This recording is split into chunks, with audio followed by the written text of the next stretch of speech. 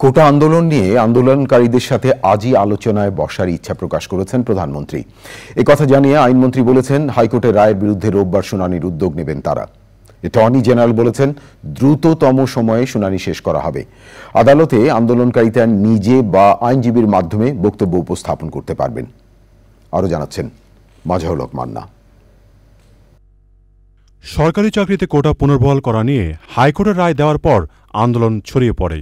এ অবস্থায় রাষ্ট্রপক্ষ রায় বাতিল চেয়ে লিভ টু আপিল করলে ৭ই আগস্ট শুনানির দিন ঠিক করেন আপিল বিভাগ।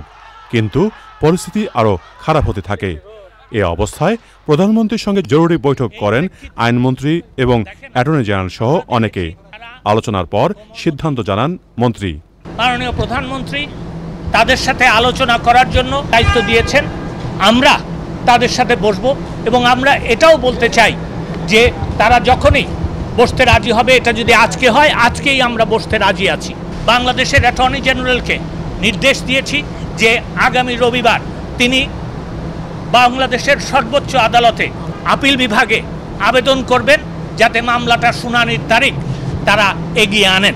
আন্দোলনের শিক্ষার্থী নিহত হওয়ার ঘটনায়ও তদন্ত হবে বলে জানান মন্ত্রী। প্রধানমন্ত্রী তার ভাষণে বিচার বিভাগীয় তদন্ত কমিটির কথা ঘোষণা দিয়েছিলেন। সেই প্রেক্ষিতে আমরা একজন বিজ্ঞ বিচারপতি খন্দকার দিলুরুজ্জামানের কে বিচার বিভাগীয় তদন্তের দায়িত্ব দেওয়ার জন্য কমিটি তৈরি করেছি।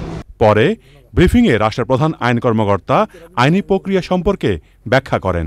আমাদের যে আবেদনটা যে আছে যে সুপ্রিম কোর্টে যে কোটা বিরুদ্ধে হাইকোর্টে যে কোটা বাতিল করে দিয়েছে তার বিরুদ্ধে আমরা যে সিভিল পিটিশনটা ফাইল করেছি সেটা রোববার দিন সকালেই আমি আদালতের কাছে আবেদন জানাবো এটা দ্রুত শুনানি করার জন্য, এবং আমি আশা করি আদালত আমাদের আবেদনটা গ্রহণ করবেন এবং এইখানে যেই ছাত্ররা আসছে বা অন্যরা অনেকে হয়তো আসবেন, সবাই মিলে আমরা আবেদন করবো যেন এটা দ্রুত শুনানি করার জন্য। আদালত তো বলছেন যারা আসলে তারা নিজেরা কথা বলতে পারবে, তারা আইনজীবীর মাধ্যমে কথা বলতে পারবে।